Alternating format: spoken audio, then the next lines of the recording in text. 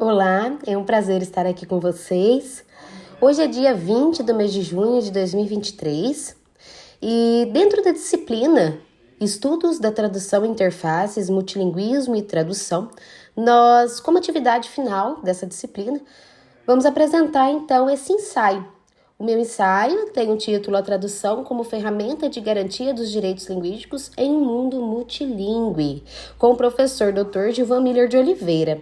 Nós vamos apresentar esse ensaio após uma semana de disciplina intensiva e, através desse ensaio, nós tentamos, reunir todos os conhecimentos adquiridos nos diálogos, nas explicações, em tudo que nos foi apresentado durante essa semana intensiva e na leitura dos textos durante o semestre de 2023 que a gente teve essa disciplina. A pergunta que nós iniciamos então nessa reflexão é: será que a tradução pode ser considerada um instrumento para garantir os direitos linguísticos das pessoas que não conhecem a língua dominante de um país? Por quê? A tradução muitas vezes é vista como produto, mas e se nós vermos ela como um meio de ferramenta para garantir esses direitos linguísticos, ou mesmo esse instrumento de garantia?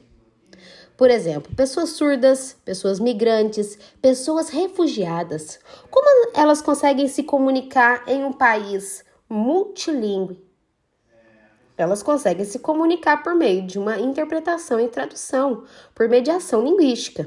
E os direitos linguísticos dessas pessoas somente são garantidos a partir do momento em que se respeita a língua, em que se respeita a cultura, a identidade de cada um com suas singularidades. Por isso, a proposta desse ensaio é a tradução como ferramenta da garantia desses direitos linguísticos, das pessoas que não conhecem a língua dominante do país. Mas para início de conversa, qual é o conceito de direitos linguísticos e acesso à informação? Os direitos linguísticos, como a Hannah Beer já prescreve em seu trabalho em 2016, eles são equiparados aos direitos fundamentais. Não estão de maneira ostensiva na Constituição Federal, mas são equiparados no sentido em que carregam uma força normativa equiparada a direitos que garantem a vida de uma pessoa humana. Por exemplo, moradia, saúde, vida. Esses são direitos que estão dentro da legislação, da Carta Magna, que a gente chama de Constituição Federal. E por isso eles carregam esse status de direitos fundamentais. Já o acesso à informação, esse acesso à informação está inserido no artigo 5º, inciso 33 da Constituição Federal. Esse acesso à informação está prescrito e está na legislação de forma clara, sem discussão. Ele é um direito fundamental. Por isso, para a gente fundamentar e requerer direitos linguísticos, a gente utiliza desse acesso à informação.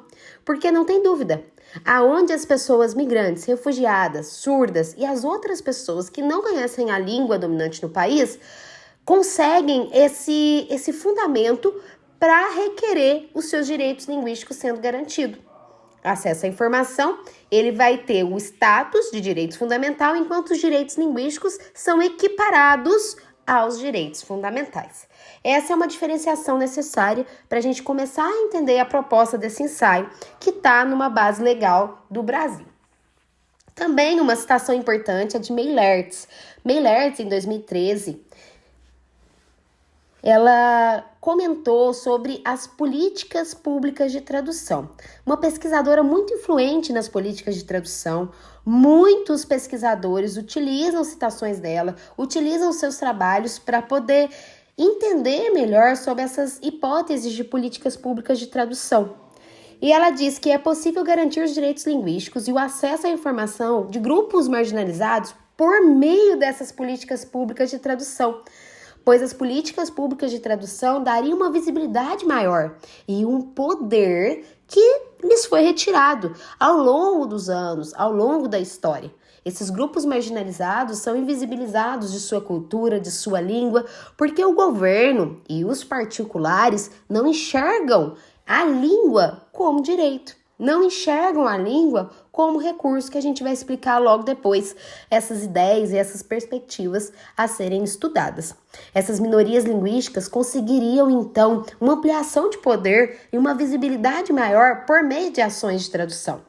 E essa valorização da língua poderia ser degraus que elas pudessem utilizar, essas minorias pudessem utilizar para subirem até um status de poder, de voz da sociedade, de posicionamento político e de uma modificação da realidade que eles vivem hoje.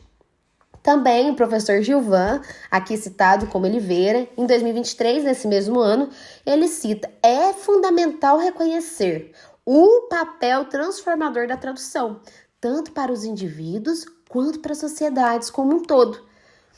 Porque essa influência vem a partir do momento que a tradução ela abre as portas para uma comunicação, uma interação entre os diferentes povos e os povos de diferentes singularidades. Por isso é importante a gente reconhecer a tradução como ferramenta. A gente entender que a tradução une, a tradução media e a tradução apresenta as diferenças. E com esse respeito é que se propõe essas políticas públicas de tradução. Alguns conceitos importantes seriam 3, para a gente entender no primeiro momento: o multilinguismo e o plurilinguismo. O que seria a diferenciação entre esses dois termos? O multilinguismo é onde há povos de diferentes línguas em um território, em um local, em uma área geográfica. Enquanto o plurilinguismo seria a característica de uma pessoa quando ela sabe e domina várias línguas.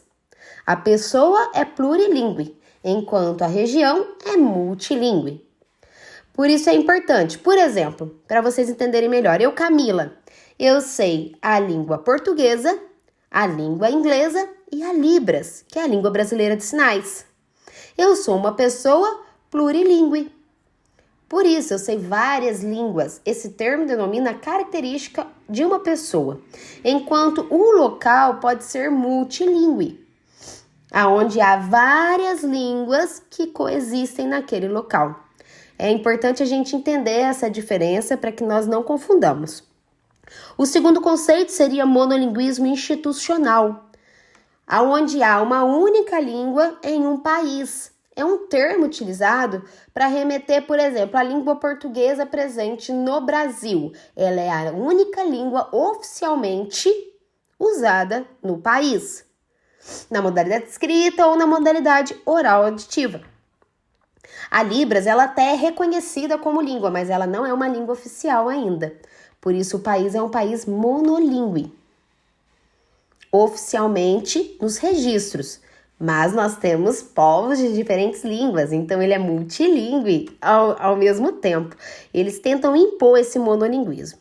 E as políticas de tradução, que são diferentes ações que tentam, então, produzir materiais traduzidos, institucionalizar a profissão e valorizar esse ofício, por exemplo, um órgão fiscalizador que proponha, um apoio formativo aos profissionais, denúncias, recomendações, também materiais que possam instruir as pessoas que não sabem a língua oficial do país, várias ações que incentivam, então, a tradução e respeitam a língua de cada uma das pessoas presentes naquele país.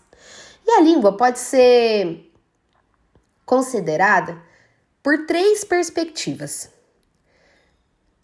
De acordo com Ruiz, em 1984, a língua poderia ser vista como problema, direito ou recurso. Essas 3 perspectivas vão influenciar e vão ter diversas consequências no ambiente político. Para entender melhor, então, com alguns exemplos. A língua, como problema, seria, por exemplo, um país que observa várias pessoas presentes ali que não sabem a língua oficial do país. Nossa, vamos ter que gastar com muitos investimentos, traduzindo materiais, contratando tradutores e intérpretes. Isso é um problema para o país, hein? Vai atrapalhar o nosso governo, nós tínhamos tanto a investir, o nosso plano do governo vai ter que ser reformulado, isso é um problema. E como direito? Como direito é a perspectiva em que as minorias têm direito de exercer a sua língua em determinada região. Não pode haver privação linguística desses povos, não pode haver a limitação da língua desses povos nas regiões. Por quê? Porque a língua é vista como direito. A língua tem que ser respeitada. A língua, sua cultura, o seu modo de vida deve ser respeitado. E como recurso, a língua pode ser vista a partir do momento em que o governo começa a enxergar a língua como oportunidades. Ou seja, eu sabendo a língua de outro país, eu posso fazer algumas negociações com esse outro país. Eu posso expandir o meu mercado, eu posso aumentar a economia local, nacional, a nível internacional. E aí toda a minha população vai ter contribuições gigantescas. Através da perspectiva de língua como recurso, o governo consegue dar apoio a políticas de tradução. Por isso, esse pesquisador, Tallefson, de 1991, diz que a língua como recurso influencia diretamente a cultura, a sociedade e o cenário econômico do país e, dessa forma, consegue apoio governamental. Por quê? O governo, ele sempre vai ter ações que visam contribuir com o governo do momento, da época.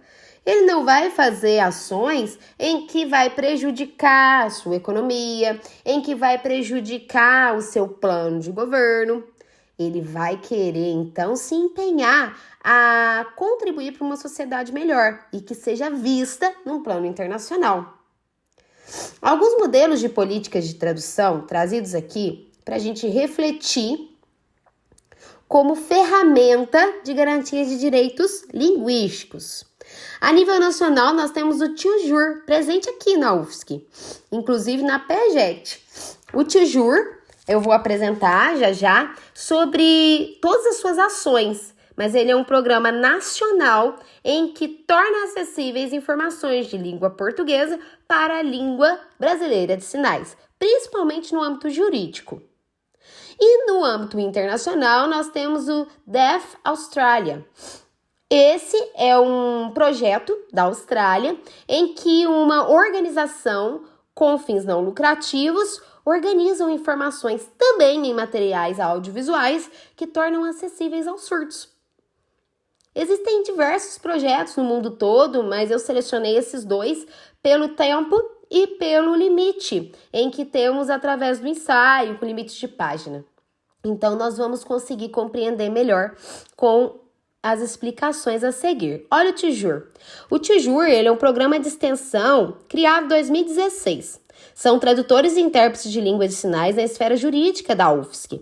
Ele divulga informações em Libras e tem 3 eixos básicos: a tradução e interpretação jurídica, a terminologia dessa área e o acesso das comunidades surdas ao judiciário, que conseguem, então, perpetrar, conseguem, então, se defender, ir até o judiciário pelas causas surdas.